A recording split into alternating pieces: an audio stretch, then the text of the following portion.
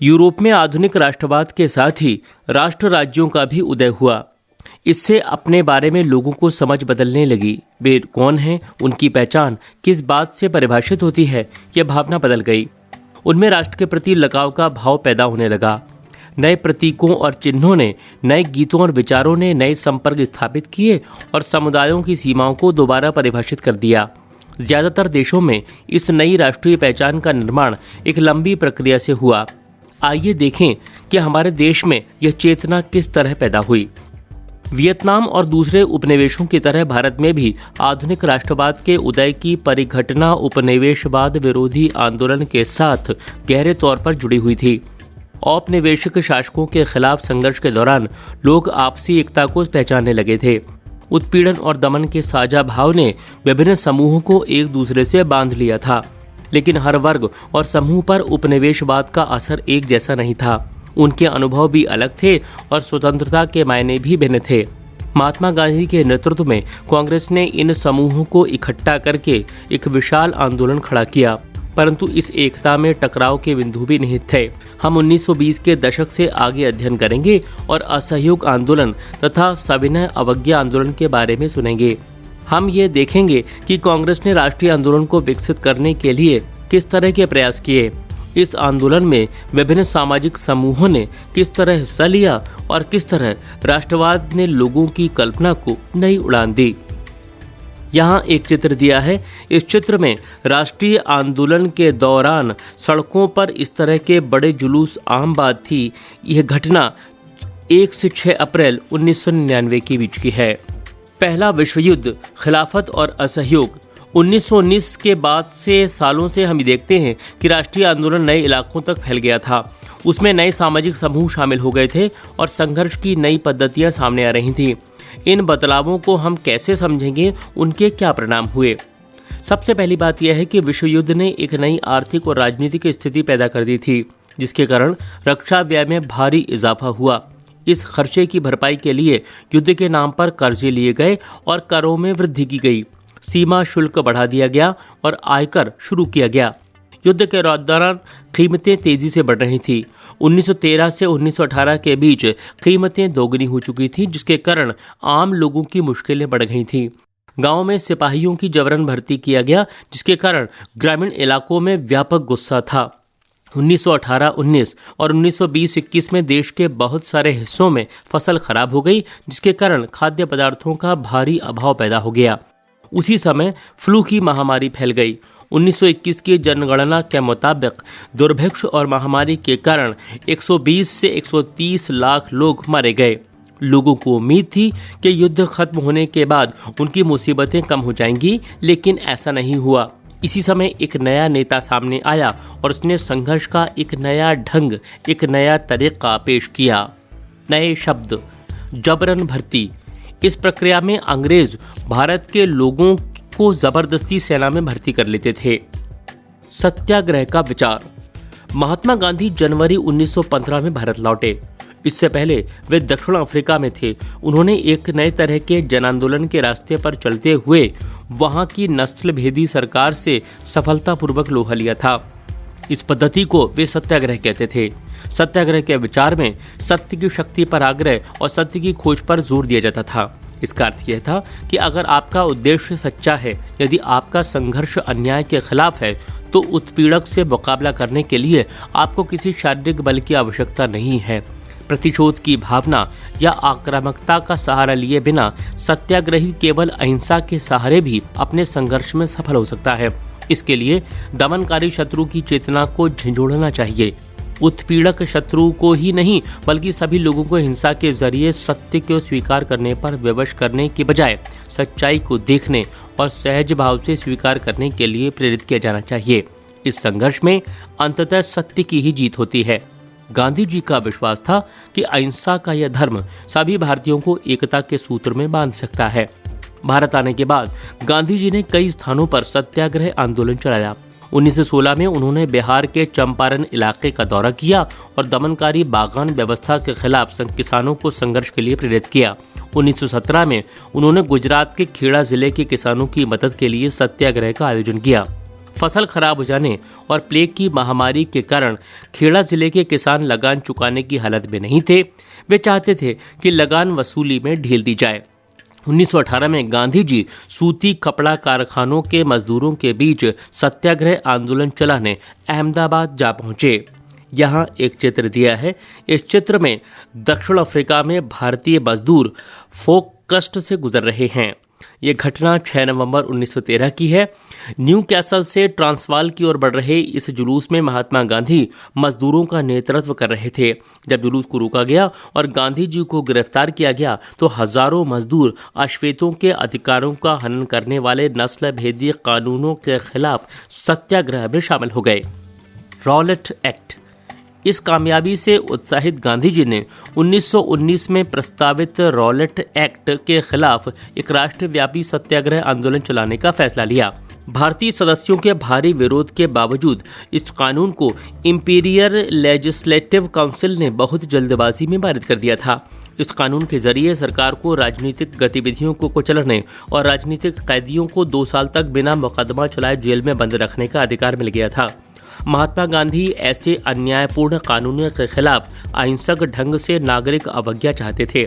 इसे 6 अप्रैल को एक हड़ताल से शुरू होना था। विभिन्न शहरों में रैली जुलूसों का आयोजन किया गया। रेलवे वर्कशॉप्स में कामगार हड़ताल पर चले गए, दुकानें बंद हो गईं। इस व्यापक जन उभार से चिंतित तथा रेलवे और टेलीग्राफ जैसी संचार सुविधाओं के भंग हो जाने की आशंका से भयभीत अंग्रेजों ने राष्ट्रव्यापियों पर दमन शुरू कर दिया। अमृतसर में बहुत सारे स्थानीय नेताओं को हिरासत में ले लिया गया। गांधी जी के दिल्ली में प्रवेश करने पर पाबंदी लगा दी गई। 10 अप्रैल को पुलिस ने अमृतसर में एक शांतिपूर्ण जुलूस पर गोली चला दी। इसके बाद लोग बैंकों, डाकखानों और रेलवे स्टेशनों पर हमले करने लगे। मार्शल लॉ लागू कर दिया गया और जनरल डायर ने कमान संभाल ली। अब एक स्रोत को ध्यान से सुनिए। सत्याग्रह पर महात्मा गांधी के विचार।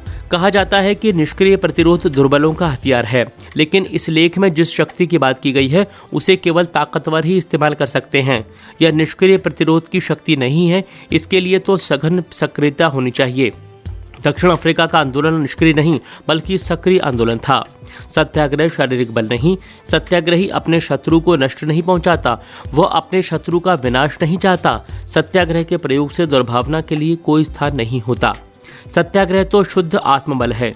सत्य ही आत्मा का आधार होता है, इसलिए इस बल को सत्याग्रह का नाम दिया गया है। आत्मा ज्ञान से हमेशा लैस होती है। इसमें प्यार की लौ जलती है। अहिंसा सर्वोच्च धर्म है। इसमें कोई संदेह नहीं कि भारत विनाशकारी शस्त्रों के मामले में ब्रिटेन या यूरोप का मुकाबला नहीं कर सकता। अंग्रेज युद्ध के देवता की उपासना करते हैं, वे सब हथियारों से लैस हो सकते हैं, होते जा रहे हैं। भारत में करोड़ों लोग कभी हथियार लेकर नहीं चल सकते। उन्होंने अहिंसा के धर्म को आत्मसात कर लिया है। 13 अप्रैल को जलियांवाला बाग हत्याकांड हुआ। उस दिन अमृतसर में बहुत सारे गांव वाले सालाना बैसाखी मेले में शिरकत करने के लिए जलियांवाला बाग मैदान में जमा हुए थे। काफ़ी लोग तो सरकार द्वारा लागू किए गए दमनकारी कानून का विरोध प्रकट करने के लिए एकत्रित हुए। यह मैदान चारों तरफ से बंद था। शहर में बाहर होने के कारण वहां जुटे लोगों को यह पता नहीं था कि इलाके में मार्शल लॉ लागू किया जा चुका है। जनरल डायर हथियारबंद सैनिकों के साथ वहां पहुंचा और चाहते ही उसने मैदान से बाहर निकलने के सारे रास्तों को बंद कर दिया। इसके बाद उसके सिपाहियों ने भीड़ पर अंधाधुंध गोलियां चला दी। सैकड़ों लोग मारे गए।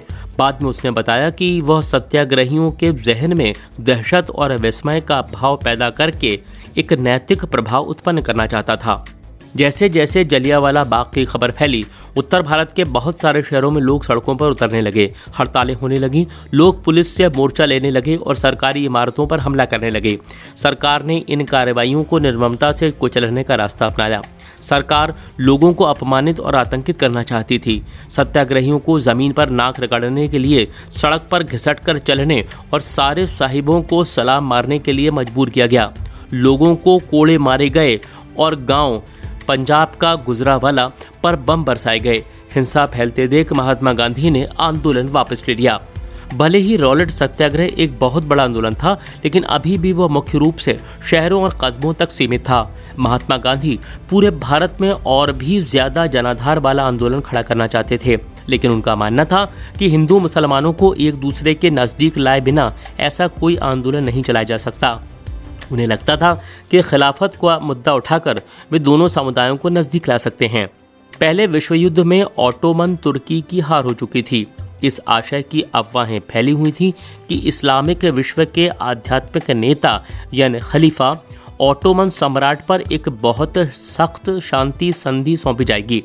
खलीफा की तात्कालिक शक्तियों की रक्षा के लिए मार्च 1999 में बंबई में एक खिलाफत समिति का गठन किया गया था।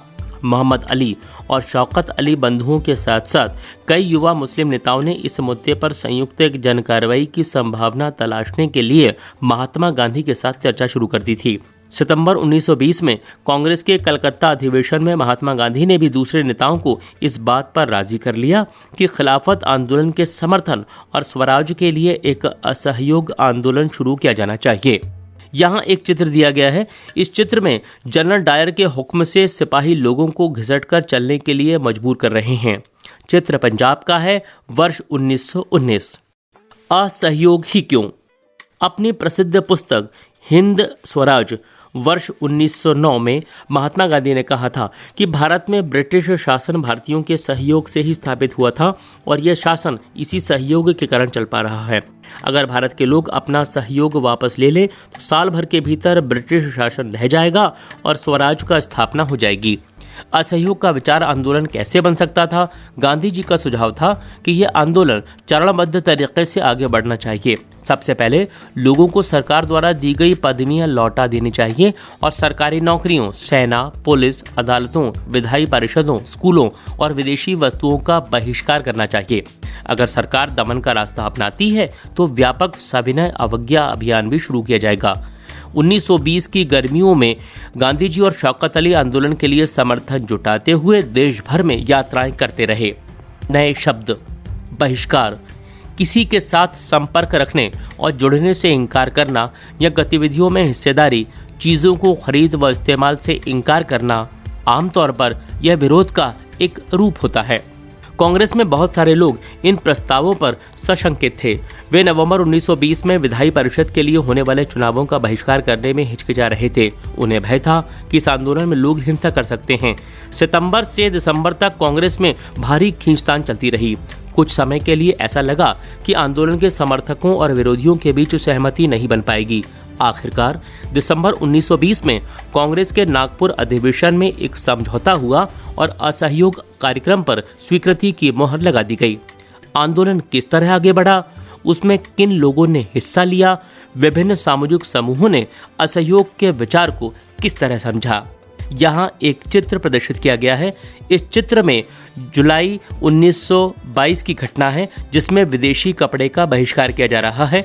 विदेशी कपड़ों को पश्चिमी आर्थिक एवं सांस्कृतिक प्रभुत्व का प्रतीक माना जाता था। आंदोलन के भीतर अलग अलग धाराएं। असहयोग खिलाफत आंदोलन जनवरी 1921 में शुरू हुआ।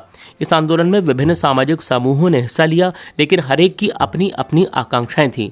सभी ने स्वराज के आह्वान को स्वीकार तो किया, लेकिन उनके लिए उसके अर्थ अलग अलग थे। शहरों में आंदोलन की शुरुआत शहरी मध्य वर्ग की हिस्सेदारी के साथ हुई। हजारों विद्यार्थियों ने स्कूल कॉलेज छोड़ दिए।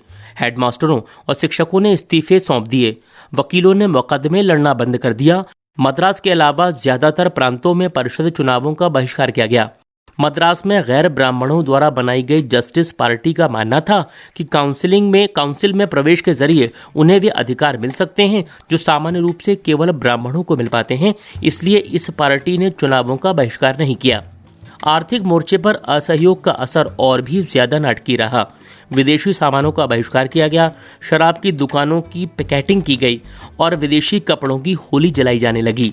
1921 से 1922 के बीच विदेशी कपड़ों का आयात आधा रह गया था। उसकी कीमत 102 करोड़ से घटकर 57 करोड़ रह गई। बहुत सारे स्थानों पर व्यापारियों ने विदेशी चीजों का व्यापार करने या विदेशी व्यापार में पैसा लगाने से इनकार कर दिया। जब बहिष्कार आंदोलन फैला और लोग आयातित कपड़े को छोड़कर केवल भारतीय कपड़े पहनने लगे तो भारतीय कपड़ा मिलों और हथकरघों का उत्पादन भी बढ़ने लगा। नया शब्द: पिकेटिंग, प्रदर्शन या विरोध का एक ऐसा स्वरूप जिसमें लोग किसी दुकान, फैक्ट्री या दफ्तर के भीतर जाने का रास्ता रोक लेते हैं। कुछ समय बाद शहरों में यह आंदोलन धीमा पड़ने लगा। इसके कई कारण थे। खादी का कपड़ा मिलों में भारी पैमाने पर बनने वाले कपड़ों के मुकाबले प्रायः महंगा होता था और गरीब उसे नहीं खरीद सकते थे। वे मिलों के कपड़े का लंबे समय तक बहिष्कार कैसे कर सकते थे? ब्रिटिश संस्थानों के बहिष्कार से भी समस्या पैदा हो गई। आंदोलन की कामयाबी के लिए वैकल्पिक भारतीय संसाधनों की स्थापना जरूरी थी ताकि ब्रिटिश संसाधनों के स्थान पर उनका प्रयोग किया जा सके। लेकिन वैकल्पिक संस्थानों की स्थापना की प्रक्रिया बहुत धीमी थी। फलस्वरूप विद्यार्थी और शिक्षक सरकारी स्कूलों में लौटने लगे और वकील दोबारा सरकारी अदालतों में दिखाई देने लगे। ग्रामीण इलाकों में विद्रोह। शहरों से बढ़कर असहयोग आंदोलन देहात में भी फैल गया था। युद्ध के बाद देश के विभिन्न भागों में चल रहे किसानों और आदिवासियों के संघर्ष भी इस आंदोलन में समा गए। अवध में सन्यासी बाबा रामचंद्र किसानों का नेतृत्व कर रहे थे। बाबा रामचंद्र इससे पहले फिजी में गिरमिटिया मजदूर के तौर पर काम कर चुके थे। उनका आंदोलन ताल्लुकदारों और जमींदारों के खिलाफ था, जो किसानों से भारी भरकम लगान और तरह तरह के कर वसूल रहे थे। किसानों को बेकार करनी पड़ती थी। पट्टेदार के तौर पर उनके पट्टे निश्चित नहीं होते थे। उन्हें बार बार पट्टे की जमीन से हटा दिया जाता था ताकि जमीन पर उनका कोई अधिकार स्थापित ना हो सके। किसानों की मांग थी कि लगान कम किया जाए, बेगार खत्म हो और दमनकारी जमींदारों का सामाजिक बहिष्कार किया जाए। बहुत सारे स्थानों पर जमींदारों को नाई धोबी की सुविधाओं से भी वंचित करने के लिए पंचायतों ने नाई धोबी बंद का फैसला लिया। जून 1920 में जवाहरलाल नेहरू ने अवध के गांव का दौरा किया, गांव वालों से बातचीत की और उनकी व्यथा समझने का प्रयास किया। अक्टूबर तक जवाहरलाल नेहरू, बाबा रामचंद्र तथा कुछ अन्य लोगों के नेतृत्व में अवध किसान सभा का गठन कर लिया गया। महीने भर में इस पूरे इलाके के गांवों में संगठन की 300 से ज्यादा शाखाएं बन चुकी थीं। अगले साल जब असहयोग आंदोलन शुरू हुआ तो कांग्रेस ने अवध के किसान संघर्ष को इस आंदोलन में शामिल करने का प्रयास किया, लेकिन किसानों के आंदोलन में ऐसे स्वरूप विकसित हो चुके थे जिनमें कांग्रेस का नेतृत्व खुश नहीं था। 1921 में जब आंदोलन फैला तो ताल्लुकदारों और व्यापारियों के मकानों पर हमले होने लगे, बाजारों में लूटपाट होने लगी और अनाज के गोदामों पर कब्जा कर लिया गया। बहुत सारे स्थानों पर स्थानीय नेता किसानों को समझा रहे थे कि गांधी जी ने ऐलान कर दिया है कि अब कोई लगान नहीं भरेगा और जमीन गरीबों में बांट दी जाएगी। महात्मा का नाम लेकर लोग अपनी सारी कार्रवाइयों और आकांक्षाओं को सही ठहरा रहे थे। आदिवासी किसानों ने महात्मा गांधी के संदेश और स्वराज के विचार का कुछ और मतलब निकाला। उदाहरण के लिए आंध्र प्रदेश की गूडेम पहाड़ियों में 1920 के दशक की शुरुआत में एक उग्र गुरिल्ला आंदोलन फैल गया। नए शब्द: बेगार, बिना किसी पारिश्रमिक के काम करवाना। गिरमिटिया मजदूर: औपनिवेशिक शासन के दौरान बहुत सारे लोगों को काम करने के लिए फिजी, गयाना, वेस्ट इंडीज आदि स्थानों पर ले जाया गया था, जिन्हें बाद में गिरमिटिया कहा जाने लगा। उन्हें एक अनुबंध यानी एग्रीमेंट के तहत ले जाया जाता था। बाद में इसी एग्रीमेंट को ये मजदूर गिरमिट कहने लगे, जिससे आगे चलकर इन मजदूरों को गिरमिटिया मजदूर कहा जाने लगा। अंग्रेजी में इन्हें इंडेंटर्ड लेबर कहा जाता है। आदिवासी किसानों ने महात्मा गांधी के संदेश और स्वराज के विचार का कुछ और मतलब निकाला। उदाहरण के लिए आंध्र प्रदेश की गूडेम पहाड़ियों में 1920 के दशक की शुरुआत में एक उग्र गुरिल्ला आंदोलन फैल गया। कांग्रेस इस तरह के संघर्ष को कभी स्वीकार नहीं कर सकती थी। अन्य वन्य क्षेत्रों में तरह यहाँ भी अंग्रेजी सरकार ने बड़े बड़े जंगलों में लोगों के दाखिल होने पर पाबंदी लगा दी। लोग इन जंगलों में ना तो मवेशियों को चरा सकते थे, ना ही जलावन के लिए लकड़ी और फल बीन सकते थे। इससे पहाड़ों के लोग परेशान और गुस्सा थे। न केवल उनकी रोजी रोटी पर असर पड़ रहा था, बल्कि उन्हें लगता था कि उनके परंपरागत अधिकार भी छीने जा रहे हैं। जब सरकार ने उन्हें सड़कों के निर्माण के लिए बेकार करने पर मजबूर किया तो लोगों ने बगावत कर दी।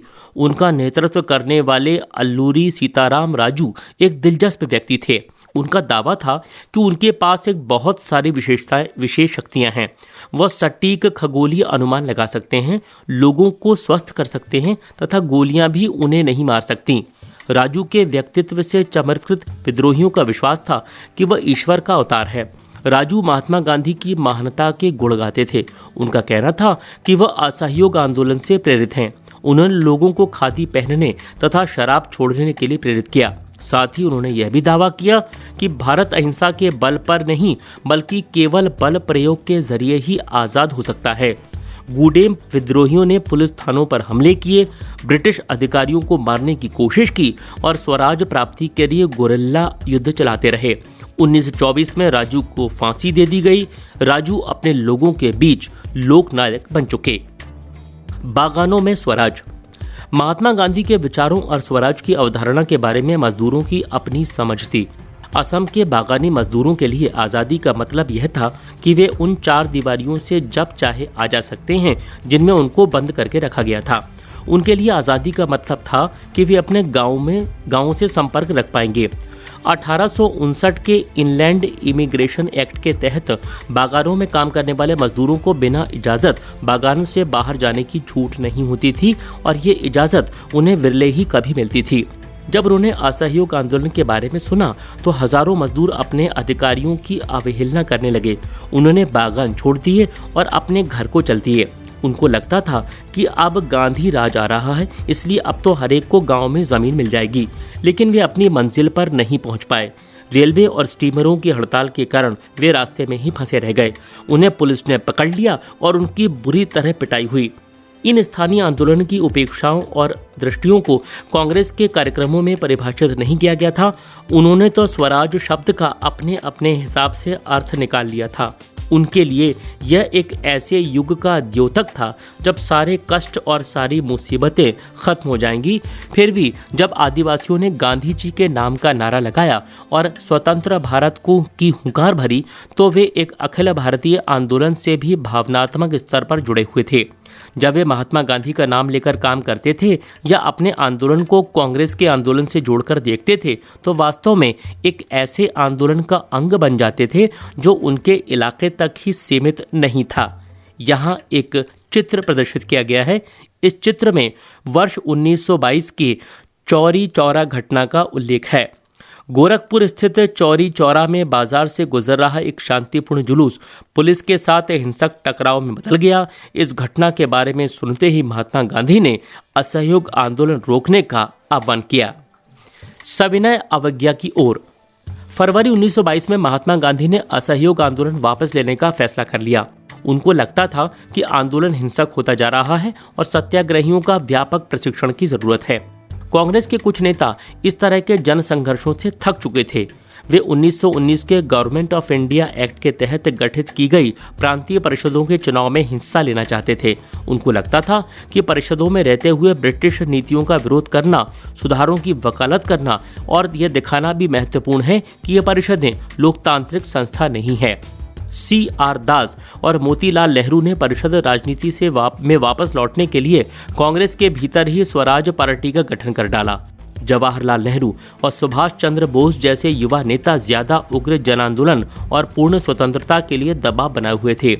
आंतरिक बहस और असहमति के इस माहौल में ऐसे दो तत्व थे जिन्होंने 20 के दशक के आखिरी सालों में भारतीय राजनीति की रूपरेखा एक बार फिर बदल दी। पहला कारक था विश्वव्यापी आर्थिक मंदी का असर। 1926 से कृषि उत्पादों की कीमतें गिरने लगी थीं और 1930 के बाद तो पूरी तरह धराशायी हो गई। कृषि उत्पादों की मांग गिरी और निर्यात कम होने लगा तो किसानों को अपनी उपज बेचना और लगान चुकाना भी भारी पड़ने लगा। 1930 तक ग्रामीण इलाके भारी उथल पुथल से गुजरने लगे थे। इसी पृष्ठभूमि में ब्रिटेन की नई टोरी सरकार ने सर जॉन साइमन के नेतृत्व में एक वैधानिक आयोग का गठन कर दिया।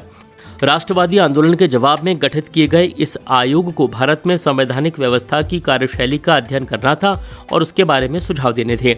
इस आयोग में एक भी भारतीय सदस्य नहीं था, सारे अंग्रेज थे। 1928 में जब साइमन कमीशन भारत पहुंचा तो उसका स्वागत साइमन कमीशन वापस जाओ, साइमन कमीशन गो बैक के नारों से किया गया। कांग्रेस और मुस्लिम लीग सभी पार्टियों ने प्रदर्शनों में हिस्सा लिया। इस विरोध को शांत करने के लिए वायसराय लॉर्ड इरविन ने अक्टूबर 1929 में भारत के लिए डोमिनियन स्टेटस का गोलमेल सा ऐलान कर दिया। उन्होंने इस बारे में कोई समय सीमा भी नहीं बताई।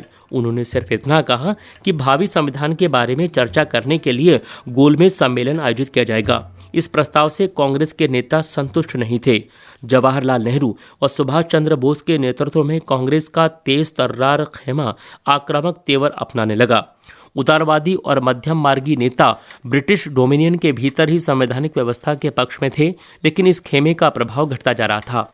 दिसंबर 1929 में जवाहरलाल नेहरू की अध्यक्षता में कांग्रेस के लाहौर अधिवेशन में पूर्ण स्वराज की मांग को औपचारिक रूप से मान लिया गया। तय किया गया कि 26 जनवरी 1930 को स्वतंत्रता दिवस के रूप में मनाया जाएगा और उस दिन लोग पूर्ण स्वराज के लिए संघर्ष की शपथ लेंगे। इस उत्सव की ओर बहुत कम ही लोगों ने ध्यान दिया। अब स्वतंत्रता के इस अमूर्त विचार को रोजमर्रा जिंदगी के ठोस मुद्दों से जोड़ने के लिए महात्मा गांधी को कोई और रास्ता ढूंढना था। नमक यात्रा और सविनय अवज्ञा आंदोलन। देश को एकजुट करने के लिए महात्मा गांधी को नमक एक शक्तिशाली प्रतीक दिखाई दिया। 31 जनवरी 1930 को उन्होंने वायसराय इरविन को एक खत लिखा। इस खत में उन्होंने 11 मांगों का उल्लेख किया था।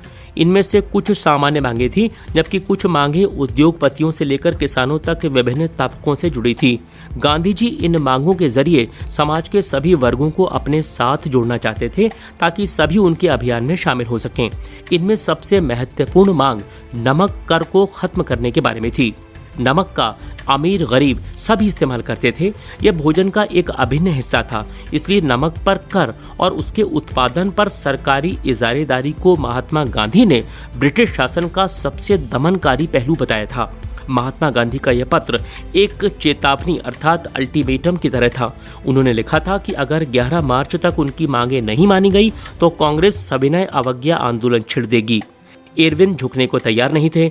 फलस्वरूप महात्मा गांधी ने अपने 78 विश्वस्त वॉलंटियरों के साथ नमक यात्रा शुरू कर दी। यह यात्रा साबरमती में गांधी जी के आश्रम से 240 किलोमीटर दूर दांडी नामक गुजराती तटीय कस्बे में जाकर खत्म होनी थी। गांधी जी की टोली ने 24 दिन तक हर रोज लगभग 10 मील का सफर तय किया। गांधी जी जहां भी रुकते हजारों लोग उन्हें सुनने आते। इन सभाओं में गांधी जी ने स्वराज का अर्थ स्पष्ट किया और आह्वान किया कि लोग अंग्रेजों की शांतिपूर्वक अवज्ञा करें, यानी अंग्रेजों का कहा ना माने। 6 अप्रैल को वो दांडी पहुंचे और उन्होंने समुद्र का पानी उबालकर नमक बनाना शुरू कर दिया। यह कानून का उल्लंघन था। यहीं से सविनय अवज्ञा आंदोलन शुरू होता है। यह आंदोलन असहयोग आंदोलन के मुकाबले किस तरह अलग था? इस बार लोगों को न केवल अंग्रेजों का सहयोग न करने के लिए बल्कि औपनिवेशिक कानूनों का उल्लंघन करने के लिए आह्वान किया जाने लगा। यहाँ एक चित्र दिखाया गया है। इस चित्र में वर्ष 1931 में इलाहाबाद में कांग्रेस के नेताओं की बैठक हो रही है। महात्मा गांधी के अलावा इस चित्र में सरदार वल्लभ भाई पटेल, जवाहरलाल नेहरू और सुभाष चंद्र बोस दिखाई दे रहे हैं। स्वतंत्रता दिवस की शपथ 26 जनवरी 1930। हमारा विश्वास है कि किसी भी समाज की तरह भारतीय जनता का भी यह एक अहरणीय अधिकार है कि उन्हें आज़ादी मिले, अपनी मेहनत का फल मिले और जीवन की सभी आवश्यकताएं पूरी हों, जिससे उन्हें आगे बढ़ने के परिपूर्ण अवसर मिले। हमारा यह भी विश्वास है कि यदि कोई भी सरकार अपनी जनता को इन अधिकारों से वंचित रखती है और दबाती है तो जनता को भी सरकार को बदलने या उसे समूल समाप्त करने का अधिकार है। भारत में ब्रितानी सरकार ने न केवल भारतीय जनता को स्वतंत्रता से वंचित किया है, बल्कि उसने जनता का शोषण किया है और देश को आर्थिक, राजनीतिक, सांस्कृतिक और आध्यात्मिक स्तर पर नष्ट कर दिया है। इसलिए हमारा विश्वास है कि भारत को अनिवार्य रूप से ब्रिटेन के साथ अपने सभी संबंधों को समाप्त करके पूर्ण स्वराज प्राप्त कर लेना चाहिए। यहीं से सविनय अवज्ञा आंदोलन शुरू होता है। यह आंदोलन असहयोग आंदोलन के मुकाबले किस तरह अलग था? इस बार लोगों को न केवल अंग्रेजों का सहयोग न करने के लिए बल्कि औपनिवेशिक कानूनों का उल्लंघन करने के लिए आह्वान किया जाने लगा। देश के विभिन्न भागों में हजारों लोगों ने नमक कानून तोड़ा और सरकारी नमक कारखानों के सामने प्रदर्शन किया। आंदोलन फैला और विदेशी कपड़ों का बहिष्कार किया जाने लगा। शराब की दुकानों की पैकेटिंग होने लगी। किसानों ने लगान और चौकीदारी कर चुकाने से इनकार कर दिया। गांव में तैनात कर्मचारी इस्तीफे देने लगे। बहुत सारे स्थानों पर जंगलों में रहने वाले वन कानूनों का उल्लंघन करने लगे। वे लकड़ी बीनने और मवेशियों को चराने के लिए आरक्षित वनों में घुसने लगे। इन घटनाओं से चिंतित औपनिवेशिक सरकार कांग्रेसी नेताओं को गिरफ्तार करने लगी। बहुत सारे स्थानों पर हिंसक टकराव हुए।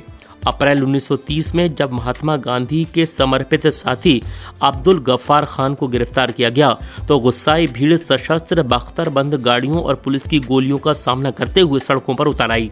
बहुत सारे लोग मारे गए। महीनों भर बाद जब महात्मा गांधी को भी गिरफ्तार कर लिया गया तो शोलापुर के औद्योगिक मजदूरों ने अंग्रेजी शासन का प्रतीक पुलिस चौकियों, नगर पालिका भवनों, अदालतों और रेलवे स्टेशनों पर हमले शुरू कर दिए। भयभीत सरकार ने निर्मम दमन का रास्ता अपनाया। शांतिपूर्ण सत्याग्रहियों पर हमले किए गए, औरतों और बच्चों को मारा पीटा गया और लगभग 1 लाख लोग गिरफ्तार किए गए। महात्मा गांधी ने एक बार फिर आंदोलन वापस ले लिया। 5 मार्च 1931 को उन्होंने इरविन के साथ एक समझौते पर दस्तखत कर दिए। इस गांधी इरविन समझौते के जरिए गांधी जी ने लंदन में होने वाले दूसरे गोलमेज सम्मेलन में हिस्सा लेने पर अपनी सहमति व्यक्त कर दी। पहले गोलमेज सम्मेलन का कांग्रेस बहिष्कार कर चुकी थी। इसके बदले सरकार राजनीतिक कैदियों को रिहा करने पर राजी हो गई। दिसंबर 1931 में सम्मेलन के लिए गांधी जी लंदन गए। यह वार्ता बीच में ही टूट गई और उन्हें निराश वापस लौटना पड़ा। यहाँ आकर उन्होंने पाया कि सरकार ने नए सिरे से दमन शुरू कर दिया है। गफ्फार खान और जवाहरलाल नेहरू दोनों जेल में थे। कांग्रेस को गैर कानूनी घोषित कर दिया गया था। सभाओं, प्रदर्शनों और बहिष्कार जैसी गतिविधियों को रोकने के लिए सख्त कदम उठाए जा रहे थे।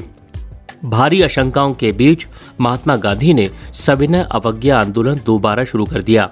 साल भर तक आंदोलन चला, लेकिन 1934 तक आते आते उसकी गति मंद पड़ने लगी थी। लोगों ने आंदोलन को कैसे लिया, आइए देखें कि सिविल नाफरमानी का सविनय अवज्ञा आंदोलन में शामिल विभिन्न सामाजिक समूह कौन से थे, उन्होंने आंदोलन में हिस्सा क्यों लिया, उनके आदर्श क्या थे, उनके लिए स्वराज के क्या मायने थे। गांव में संपन्न किसान समुदाय जैसे गुजरात के पाटीदार और उत्तर प्रदेश के जाट आंदोलन में सक्रिय थे। व्यावसायिक फसलों की खेती करने के कारण व्यापार में मंदी और गिरती कीमतों से वे बहुत परेशान थे।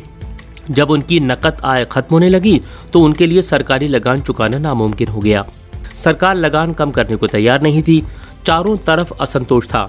संपन्न किसानों ने सविनय अवज्ञा आंदोलन का बढ़ चढ़कर समर्थन किया। उन्होंने अपने समुदायों को एकजुट किया और कई बार अनिच्छुक सदस्यों को बहिष्कार के लिए मजबूर किया। उनके लिए स्वराज की लड़ाई भारी लगान के खिलाफ लड़ाई थी। लेकिन जब 1931 में लगानों के घटे बिना आंदोलन वापस ले लिया गया तो उन्हें बड़ी निराशा हुई। फलस्वरूप जब 1932 में आंदोलन दोबारा शुरू हुआ तो उनमें से बहुतों ने उसमें हिस्सा लेने से इनकार कर दिया। गरीब किसान केवल लगान में कमी नहीं चाहते थे। उनमें से बहुत सारे किसान जमींदारों से पट्टे पर जमीन लेकर खेती कर रहे थे। महामंदी लंबी खिंची और नकद आमदनी गिरने लगी और तो छोटे पट्टेदारों के लिए जमीन का किराया चुकाना भी मुश्किल हो गया। वे चाहते थे कि उन्हें जमींदारों का जो भाड़ा चुकाना था उसे माफ कर दिया जाए। इसके लिए उन्होंने कई रेडिकल आंदोलनों में हिस्सा लिया, जिनका नेतृत्व अक्सर समाजवादियों और कम्युनिस्टों के हाथों में होता था। अमीर किसानों और जमींदारों की नाराजगी के भय से कांग्रेस भाड़ा विरोधी आंदोलनों को समर्थन देने में प्रायः हिचकिचाती थी। इसी कारण गरीब किसानों और कांग्रेस के बीच संबंध अनिश्चित बने रहे। व्यवसायी वर्ग की क्या स्थिति थी, उन्होंने सविनय अवज्ञा आंदोलन के बारे में क्या रुख अपनाया। पहले विश्व युद्ध के दौरान भारतीय व्यापारियों और उद्योगपतियों ने भारी मुनाफा कमाया था और वे ताकतवर हो चुके थे। अपने कारोबार को फैलाने के लिए उन्होंने ऐसी औपनिवेशिक नीतियों का विरोध किया जिनके कारण उनकी व्यावसायिक गतिविधियों में रुकावट आती थी। वे विदेशी वस्तुओं के आयात से सुरक्षा चाहते थे और रुपया स्टर्लिंग विदेशी विनिमय अनुपात में बदलाव चाहते थे, जिससे आयात में कमी आ जाए। व्यावसायिक हितों को संगठित करने के लिए उन्होंने 1920 में भारतीय औद्योगिक एवं व्यावसायिक कांग्रेस अर्थात Indian industrial and commercial Congress और 1927 में भारतीय वाणिज्य एवं उद्योग परिसंघ अर्थात federation of Indian chambers of commerce and industries FICCI का गठन किया। पुरुषोत्तम दास ठाकुरदास और जीडी बिड़ला जैसे जाने माने उद्योगपतियों के नेतृत्व में उद्योगपतियों ने भारतीय अर्थव्यवस्था पर औपनिवेशिक नियंत्रण का विरोध किया और पहले सिविल नाफरमानी आंदोलन का समर्थन किया। उन्होंने आंदोलन को आर्थिक सहायता दी और आयातित वस्तुओं को खरीदने या बेचने से इनकार कर दिया। ज्यादातर व्यवसायी स्वराज को एक ऐसे युग के रूप में देखते थे जहां कारोबार पर औपनिवेशिक पाबंदियां नहीं होंगी और व्यापार व उद्योग निर्बाध ढंग से फल फूल सकेंगे। गोलमेज सम्मेलन की इस विफलता के बाद व्यावसायिक संगठनों का उत्साह भी मंद पड़ गया था। उन्हें उग्र गतिविधियों का भय था। वे लंबी अशांति की आशंका और कांग्रेस के युवा सदस्यों में समाजवाद के बढ़ते प्रभाव से डरे हुए थे। औद्योगिक श्रमिक वर्ग ने सविनय अवज्ञा आंदोलन में नागपुर के अलावा और कहीं भी बहुत बड़ी संख्या में हिस्सा नहीं लिया। जैसे जैसे उद्योगपति कांग्रेस के नजदीक आ रहे थे, मजदूर कांग्रेस से छिटकने लगे थे। फिर भी कुछ मजदूरों ने सविनय अवज्ञा आंदोलन में हिस्सा लिया। उन्होंने विदेशी वस्तुओं के बहिष्कार जैसे कुछ गांधीवादी विचारों को कम वेतन व खराब कार्यस्थितियों के खिलाफ अपनी लड़ाई से जोड़ लिया था। 1930 में रेलवे कामगारों की और 1932 में गोदी कामगारों की हड़ताल हुई। 1930 में छोटा नागपुर की टिन खानों के हजारों मजदूरों ने गांधी टोपी पहनकर रैलियों और बहिष्कारों अभियानों में हिस्सा लिया। फिर भी कांग्रेस अपने कार्यक्रम में मजदूरों की मांगों को समाहित करने में हिचकिचा रही थी। कांग्रेस को लगता था कि इससे उद्योगपति आंदोलन से दूर चले जाएंगे और साम्राज्यवाद विरोधी ताकतों में फूट पड़ेगी। कुछ महत्वपूर्ण तिथियां: 1918-19 बाबा रामचंद्र उत्तर प्रदेश के किसानों को संगठित करते हैं। अप्रैल 1919 रॉलेट एक्ट के खिलाफ गांधीवादी हड़ताल, जलियांवाला बाग हत्याकांड। जनवरी 1921 असहयोग और खिलाफत आंदोलन शुरू। फरवरी 1922 चौरी चौरा, गांधी जी असहयोग आंदोलन वापस ले लेते हैं। मई 1924 अल्लूरी सीताराम राजू की गिरफ्तारी, 2 वर्ष से चला जा रहा हथियारबंद आदिवासी संघर्ष समाप्त। दिसंबर 1929 लाहौर अधिवेशन, कांग्रेस पूर्ण स्वराज की मांग को स्वीकार कर लेती है। 1930 अंबेडकर दलित वर्ग एसोसिएशन की स्थापना करते हैं। मार्च 1930 गांधी जी दांडी में नमक कानून का उल्लंघन करके सविनय अवज्ञा आंदोलन शुरू करते हैं। मार्च 1931 गांधी जी सविनय अवज्ञा आंदोलन वापस ले लेते हैं। दिसंबर 1931 दूसरा गोलमेज सम्मेलन। 1932 सविनय अवज्ञा आंदोलन पुनः शुरू। सिविल नाफरमानी आंदोलन में औरतों ने बड़े पैमाने पर हिस्सा लिया। गांधी जी के नमक सत्याग्रह के दौरान हजारों औरतें उनकी बात सुनने के लिए घर से बाहर आ जाती थीं। उन्होंने जुलूस में हिस्सा लिया, नमक बनाया, विदेशी कपड़ों और शराब की दुकानों की पिकेटिंग की। बहुत सारी महिलाएं जेल भी गईं। शहरी इलाकों में ज़्यादातर ऊंची जातियों की महिलाएं सक्रिय थीं, जबकि ग्रामीण इलाकों में संपन्न किसान परिवारों की महिलाएं आंदोलन में हिस्सा ले रही थीं। गांधी जी के आह्वान के बाद औरतों को राष्ट्र की सेवा करना अपना पवित्र दायित्व दिखाई देने लगा था। लेकिन सार्वजनिक भूमिका में इस इजाफे का मतलब यह नहीं था कि औरतों की स्थिति में कोई भारी बदलाव आने वाला था। गांधी जी का मानना था कि घर चलाना, चूल्हा चौका संभालना, अच्छी माँ व अच्छी पत्नी की भूमिकाओं का निर्वाह करना ही औरत का असली कर्तव्य है। इसलिए लंबे समय तक कांग्रेस संगठन में किसी भी महत्वपूर्ण पद पर औरतों को जगह देने से हिचकिचाती रही। कांग्रेस को उनकी प्रतीकात्मक उपस्थिति में ही दिलचस्पी थी। यहाँ एक चित्र दिखाया गया है। इस चित्र में राष्ट्रवादी जुलूस में औरतें भी शामिल थीं, इसका प्रदर्शन है। राष्ट्रीय आंदोलन के दौरान बहुत सारी औरतें अपनी जिंदगी में पहली बार अपने घर से निकलकर सार्वजनिक क्षेत्र में आई थीं। इस चित्र में बच्चों को गोद में लिए हुए बहुत सारी ज्यादा उम्र वाली औरतें और माओं को देखा जा सकता है। सविनय अवज्ञा की सीमाएं। सभी सामाजिक समूह स्वराज की अमूर्त अवधारणा से प्रभावित नहीं थे। ऐसा ही एक समूह राष्ट्र के अछूतों का था। वे 1930 के बाद खुद को दलित या उत्पीड़ित कहने लगे थे। कांग्रेस ने लंबे समय तक दलितों पर ध्यान नहीं दिया, क्योंकि कांग्रेस रूढ़िवादी सवर्ण हिंदू सनातन पंथियों से डरी हुई थी। लेकिन महात्मा गांधी ने ऐलान किया कि अस्पृश्यता अर्थात छुआछूत को खत्म किए बिना 100 साल तक भी स्वराज की स्थापना नहीं की जा सकती। उन्होंने अछूतों को हरिजन यानी ईश्वर की संतान बताया। उन्होंने मंदिरों, सार्वजनिक तालाबों, सड़कों और कुओं पर समान अधिकार दिलाने के लिए सत्याग्रह किया। मैला ढोने वालों के काम को प्रतिष्ठा दिलाने के लिए वे खुद शौचालय साफ करने लगे। उन्होंने ऊंची जातियों का आह्वान किया कि वे अपना हृदय परिवर्तन करें और अस्पृश्यता के पाप को छोड़ें। लेकिन बहुत सारे दलित नेता अपने समुदाय की समस्याओं का अलग राजनीतिक हल ढूंढना चाहते थे। वे खुद को संगठित करने लगे। उन्होंने शिक्षा संस्थानों में आरक्षण के लिए आवाज उठाई और अलग निर्वाचन क्षेत्रों की बात कही, ताकि वहां से विधायी परिषदों के लिए केवल दलितों को ही चुनकर भेजा जा सके।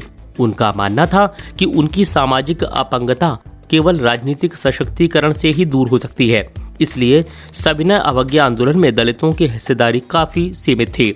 महाराष्ट्र और नागपुर क्षेत्र में यह बात खास तौर से दिखाई देती थी, जहां उनके संगठन काफी मजबूत थे। डॉक्टर अंबेडकर ने 1930 में दलितों को दमित वर्ग एसोसिएशन अर्थात डिप्रेस्ड क्लासेस एसोसिएशन में संगठित किया।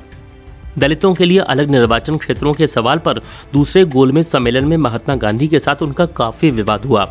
जब ब्रिटिश सरकार ने अंबेडकर की मांग मान ली तो गांधी जी आमरण अनशन पर बैठ गए। उनका मत था कि दलितों के लिए अलग निर्वाचन क्षेत्र की व्यवस्था से समाज में उनके एकीकरण की प्रक्रिया धीमी पड़ जाएगी। आखिरकार अंबेडकर ने गांधी जी की राय मान ली और सितंबर 1932 में पूना पैक्ट पर हस्ताक्षर कर दिए। इससे दमित वर्गों, जिन्हें बाद में अनुसूचित जाति के नाम से जाना गया, इन्हें प्रांतीय और केंद्रीय विधायी परिषदों में आरक्षित सीटें मिल गईं। हालांकि उनके लिए मतदान सामान्य निर्वाचन क्षेत्रों में ही होता था। फिर भी दलित आंदोलन कांग्रेस के नेतृत्व में चल रहे राष्ट्रीय आंदोलन को शंका की दृष्टि से ही देखता रहा। भारत के कुछ मुस्लिम राजनीतिक संगठनों ने भी सविनय अवज्ञा आंदोलन के प्रति कोई खास उत्साह नहीं दिखाया। असहयोग खिलाफत आंदोलन के शांत पड़ जाने के बाद मुसलमानों का एक बहुत बड़ा तबका कांग्रेस से कटा हुआ महसूस करने लगा था। 1920 के दशक के मध्य से कांग्रेस हिंदू महासभा जैसे हिंदू धार्मिक राष्ट्रवादी संगठनों के काफी करीब दिखने लगी थी। जैसे जैसे हिंदू मुसलमानों के बीच संबंध खराब होते गए, दोनों समुदाय उग्र धार्मिक जुलूस निकालने लगे। इससे कई शहरों में हिंदू मुस्लिम सांप्रदायिक टकराव व दंगे हुए। हर दंगे के साथ दोनों समुदायों के बीच फासला बढ़ता गया। कांग्रेस और मुस्लिम लीग ने एक बार फिर गठबंधन का प्रयास किया। 1927 में ऐसा लगा कि अब एकता स्थापित हो जाएगी। सबसे महत्वपूर्ण मतभेद भावी विधानसभाओं में प्रतिनिधित्व के सवाल पर थे।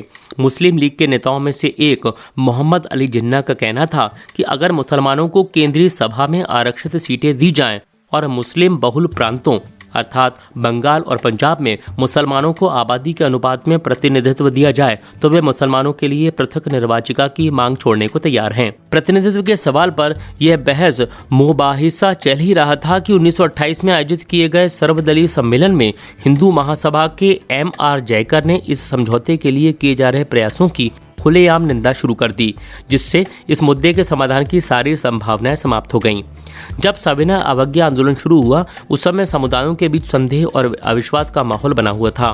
कांग्रेस से कटे हुए मुसलमानों का बड़ा तबका किसी संयुक्त संघर्ष के लिए तैयार नहीं था।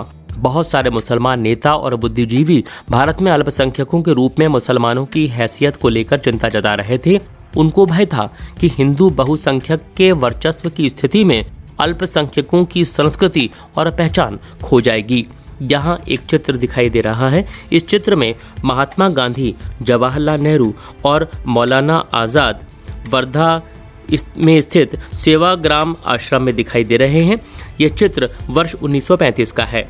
1930 में मुस्लिम लीग के अध्यक्ष सर मोहम्मद इकबाल ने मुसलमानों के लिए अल्पसंख्यक राजनीतिक हितों की रक्षा के उद्देश्य से पृथक निर्वाचिका की जरूरत पर एक बार फिर जोर दिया।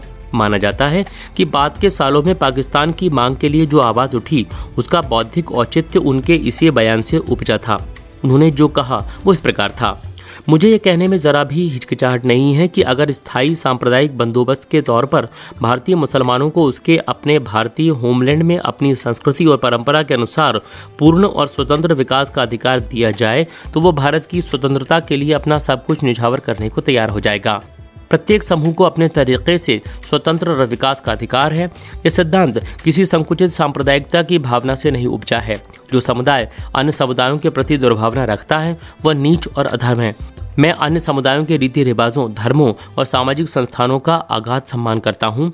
कुरान की हिदायतों के अनुसार यह मेरा दायित्व है कि अगर ज़रूरत हो तो मैं उनके उपासना स्थलों की भी रक्षा करूँगा, लेकिन मैं उस सांप्रदायिक समूह को प्रेम करता हूँ जो मेरे लिए जीवन और आचरण का स्रोत है, जिसने मुझे अपना धर्म, अपना साहित्य, अपने विचार, अपनी संस्कृति देकर मुझे ऐसा बनाया और इस प्रकार मेरी मौजूदा चेतना में अपने पूरे अतीत को एक सजीव कार्यात्मक तत्व के रूप में समा दिया है। ऐसे में अपने उच्चतर आयाम में सांप्रदायिकता भारत जैसे देश के भीतर एक लयात्मक समुच्चय के निर्माण के लिए अपरिहार्य है। यूरोपीय देशों की तरह भारतीय समाज की इकाइयां भूभागों में बटी हुई नहीं हैं। भारत के सामुदायिक समूहों को मान्यता दिए बिना यहां यूरोपीय लोकतंत्र के सिद्धांत को लागू नहीं किया जा सकता। भारत के भीतर एक मुस्लिम भारत की स्थापना के लिए मुसलमानों की ओर से उठ रही मांग बिल्कुल सही है।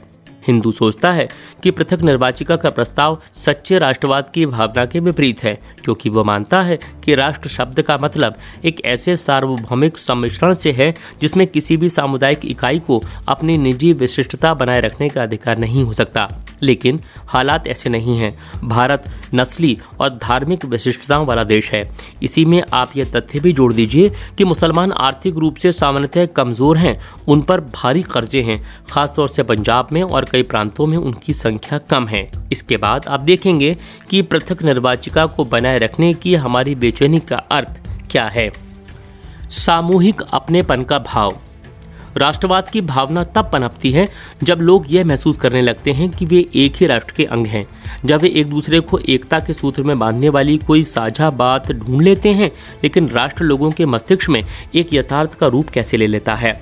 विभिन्न समुदायों, क्षेत्रों या भाषाओं से संबद्ध अलग अलग समूहों ने सामूहिक अपनेपन का भाव कैसे विकसित किया। सामूहिक अपनेपन की यह भावना आंशिक रूप से संयुक्त संघर्षों के चलते पैदा हुई थी। इनके अलावा बहुत सारी सांस्कृतिक प्रक्रियाएं भी थीं जिनके जरिए राष्ट्रवाद लोगों की कल्पना और दिलो दिमाग पर छा गया था। इतिहास और साहित्य, लोक कथाएं और गीत, चित्र और प्रतीक सभी ने राष्ट्रवाद को साकार करने में अपना योगदान दिया था। यहाँ एक चित्र दिखाई दे रहा है। इस चित्र में बाल गंगाधर तिलक का 20वीं सदी के शुरू की तस्वीर है। इस चित्र में तिलक एकता के प्रतीकों से घिरे हुए हैं। चित्र के चारों ओर विभिन्न धर्मों के पवित्र स्थानों अर्थात मंदिर, चर्च, मस्जिद चित्रित किए गए हैं। जैसा कि आप जानते हैं, राष्ट्र की पहचान सबसे ज़्यादा किसी तस्वीर में अंकित की जाती है। इससे लोगों को एक ऐसी छवि गढ़ने में मदद मिलती है जिसके जरिए वे राष्ट्र को पहचान सकते हैं। 20वीं सदी में राष्ट्रवाद के विकास के साथ भारत की पहचान भी भारत माता की छवि का रूप लेने लगी। यह तस्वीर पहली बार बंकिम चंद्र चट्टोपाध्याय ने बनाई थी। 1870 के दशक में उन्होंने मातृभूमि की स्तुति के रूप में वंदे मातरम गीत लिखा था। बाद में इसे उन्होंने अपने उपन्यास आनंद मठ में शामिल कर लिया। यह गीत बंगाल में स्वदेशी आंदोलन में खूब गाया गया। स्वदेशी आंदोलन की प्रेरणा से अवनींद्रनाथ टैगोर ने भारत माता की विख्यात छवि को चिन्हित किया। इस पेंटिंग में भारत माता को एक सन्यासिनी के रूप में दर्शाया गया है। वह शांत, गंभीर, देवी और आध्यात्मिक गुणों से युक्त दिखाई देती हैं। आगे चलकर जब इस छवि को बड़े पैमाने पर तस्वीरों में उतारा जाने लगा और विभिन्न कलाकार ये तस्वीर बनाने लगे तो भारत माता की छवि विविध रूप ग्रहण करती आई। इस मातृ छवि के प्रति श्रद्धा को राष्ट्रवाद में आस्था का प्रतीक माने जाने लगा। राष्ट्रवाद का विचार भारतीय लोक कथाओं को पुनर्जीवित करने के आंदोलन से भी मजबूत हुआ। 19वीं सदी के आखिर में राष्ट्रवादियों ने भाटों व चारणों द्वारा गाई सुनाई जाने वाली लोक कथाओं को दर्ज करना शुरू कर दिया। वे लोक गीतों और जनश्रुतियों को इकट्ठा करने के लिए गांव-गांव घूमने लगे। उनका मानना था कि यही कहानियां हमारी उस परंपरागत संस्कृति की सही तस्वीर पेश करती हैं जो बाहरी ताकतों के प्रभाव से भ्रष्ट और दूषित हो चुकी हैं। अपनी राष्ट्रीय पहचान को ढूंढने और अपने अतीत में गौरव का भाव पैदा करने के लिए इस लोक परंपरा को बचाकर रखना जरूरी था। बंगाल में खुद रविंद्रनाथ टैगोर भी लोक गाथा गीत, बाल गीत और मिथकों को इकट्ठा करने निकल पड़े। उन्होंने लोक परंपराओं को पुनर्जीवित करने वाले आंदोलन का नेतृत्व किया। मद्रास में नटेशा शास्त्री ने the folklores of southern India के नाम से तमिल लोक कथाओं का विशाल संकलन 4 खंडों में प्रकाशित किया। उनका मानना था कि लोक कथाएं राष्ट्रीय साहित्य होती हैं। ये लोगों के असली विचारों और विशिष्टताओं की सबसे विश्वसनीय अभिव्यक्ति हैं। यहाँ 2 चित्र दिखाई दे रहे हैं। एक चित्र भारत माता का चित्र है जिसे वर्ष 1905 में अवनींद्रनाथ टैगोर द्वारा बनाया गया। ध्यान से देखने पर इस चित्र में माँ की छवि शिक्षा, भोजन और कपड़े देती हुई दिखाई दे रही हैं। एक हाथ में माला उसके सन्यासी गुण को रेखांकित करती है। अपने पूर्ववर्ती रवि वर्मा की भांति अवनींद्रनाथ टैगोर ने भी ऐसी चित्र शैली विकसित करने का प्रयास किया जिसे सच्चे अर्थों में भारतीय माना जा सके।